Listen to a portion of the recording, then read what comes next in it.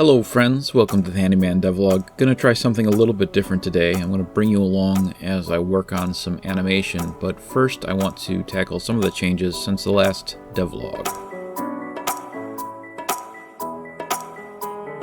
After the last devlog, I released version 0.7.1 and it included all the changes I talked about in that last devlog, in addition to the model viewer, which is a new feature in the Handyman. Couple of changes within the menu before we even get into the model viewer is that now the characters make different facial expressions and hair physics is applied.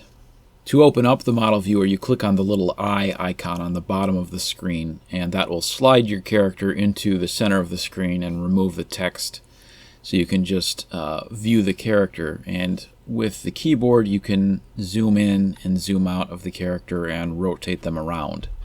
And the characters will alternate between their walking and standing animations. And that's the gist of the model viewer as of version 0.7.1.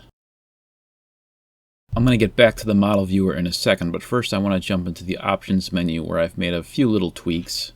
Tweak number one is that I moved the mirrors out of the gameplay section and into the graphics section.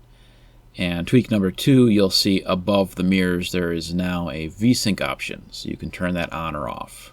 And while we are here, I will just quickly mention that VR is still intended to be in the game, but Valve and Unity have diverged on their approach to VR, so I am waiting on that to get reconciled before I dive into it. Alright, back to the model viewer. A couple of additional tweaks since the update. You are now able to raise and lower the model with Q and E. And as you scroll through the girls, you will notice that an X may appear above the clothing options for a specific girl. That X will appear for any girl that you have unlocked a sex scene with. Clicking the X button will remove the girl's clothes. In addition to their standing and walking animations, I've decided to add a unique third animation for each of the girls, so that is kind of what I'm in the process of working on right now. You can see here I have animations set up for Tanya, and I also have an animation set up for Carly. They're supposed to be fun, sexy, cute poses that don't appear in the game otherwise. And what I'm going to do now is I'm going to bring you along as I start to work on an animation for Oki for the menu.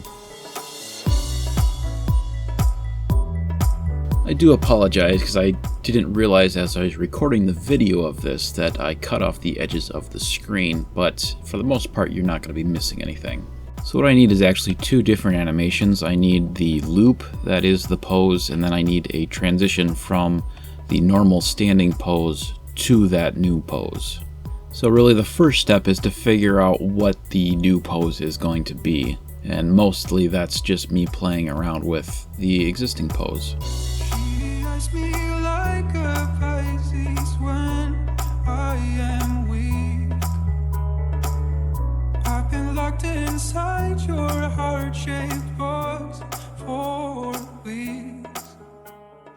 I'm not really driving towards anything in particular as I'm working on this, but some things that you need to keep in mind if you're working on this type of posing or animation is you need to keep in mind balance, and you need to keep in mind what's bearing the weight of the character. So you really want to have at least one of the character's legs fully extended at all times for these types of poses, because that leg is then bearing the weight of that character, and you want to have the mass of the character basically balanced out on top of that leg, with potentially some weight being bared by the other leg depending on its position.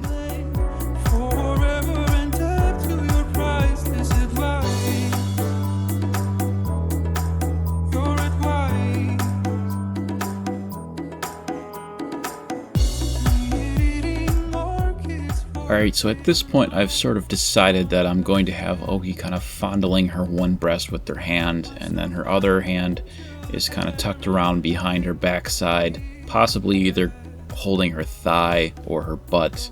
We'll see what works best.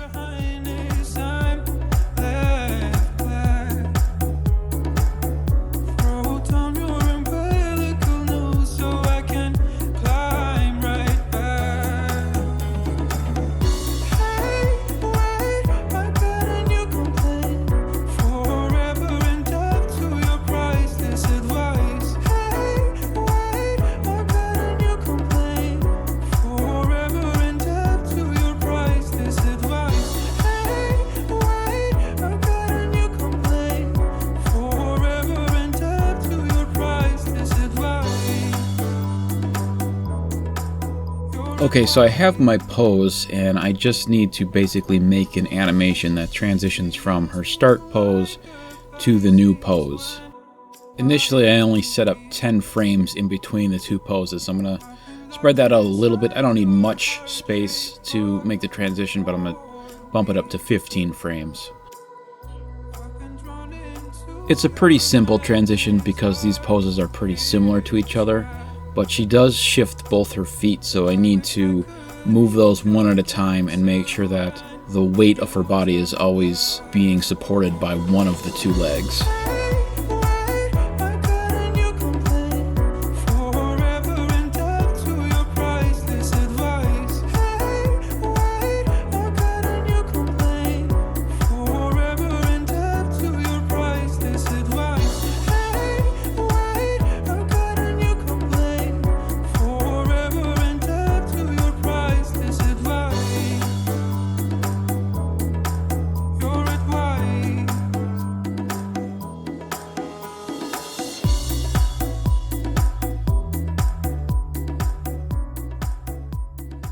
So now that I'm actually working on an animation as opposed to just a single pose with a single frame, I need to concern myself with the curves of the keyframes. So the computer interpolates from one keyframe to the next keyframe, and the curves tell it how to move between those two keyframes.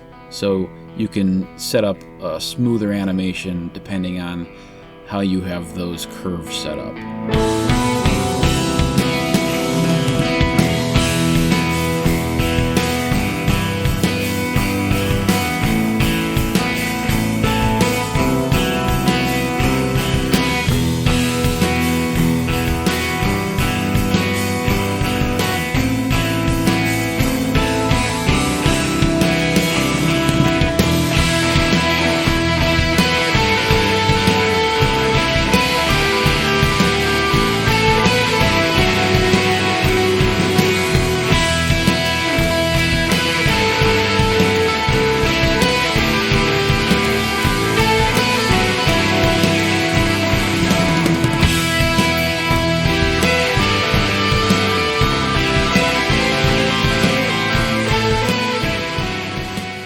I'm happy with the transition animation, so it's time for me to move on to the actual loop.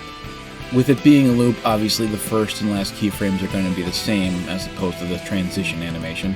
So I need to give myself enough space to do the animation. Some parts of her body are going to be moving slower than others, like I intend to have her hands kind of moving quicker than her hips or chest to give a little bit of a layered animation. So as I have it right now, her right hand is being controlled by IK and her left hand is being controlled by FK, which means that her right hand is basically controlling itself, whereas her left hand is being controlled by the joints that come before it, so her arm and shoulder joints kind of control where her hand is, which is a little bit trickier to do based on what I have set up. So I think what I'm going to do is actually switch that hand to also being IK. So I'm going to quick set that up.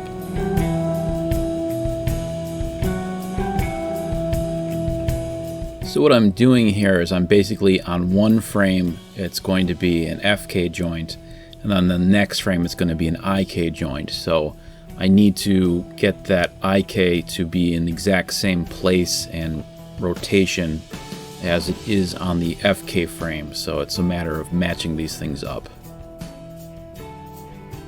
So now her left hand is going to be controlled by IK during the main loop, so I can make it move around with her hips easier. I want both of her hands to basically stay attached to the parts of the body that they're attached to. Now, I'm not actually attaching them, which I could do, but in this case I think it's going to be easier just to leave them as IK, but keep them moving with the body parts as best I can. And I'm really just trying to create a simple swaying kind of motion here that will play out during this loop.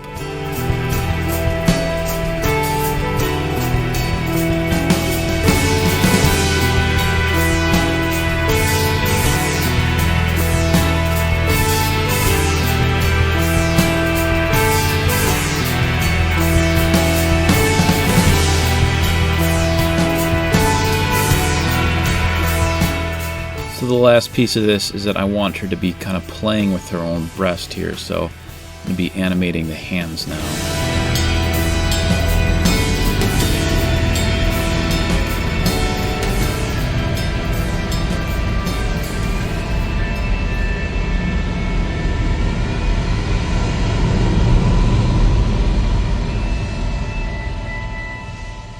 Alright, with a little bit of head motion, I think we got it. And this was a fairly simple animation. The transition was a little bit more complicated, but nothing too crazy here.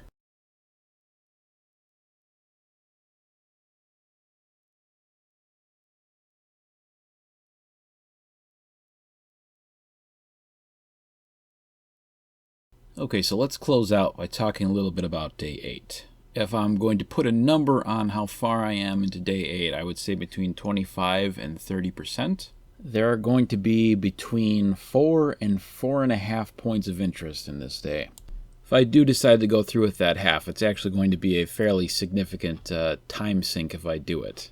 But on the plus side, if I do it, I would be setting myself up for other things down the line.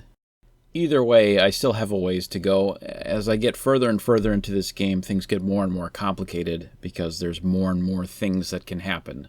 So, for example, Chantel can enter the day basically in 4 different states. You can enter the day where Chantel is not talking to you. You can enter the day where you're dating Chantel. You can enter the day where you're dating Chantel, but you've denied that you're dating Chantel to Tanya. Or you can enter the day with none of those things being true. So I need to account for all those different possibilities and other possibilities as well, and it'll continue growing as the game goes on. But having said all that, I am pleased with how things are going. Puzzles are coming together. Still quite a bit of work to do with animation, but everything that I've got so far I'm happy with. And I think that's going to do it for this devlog, so thanks for checking this out, and we'll catch you on the next one.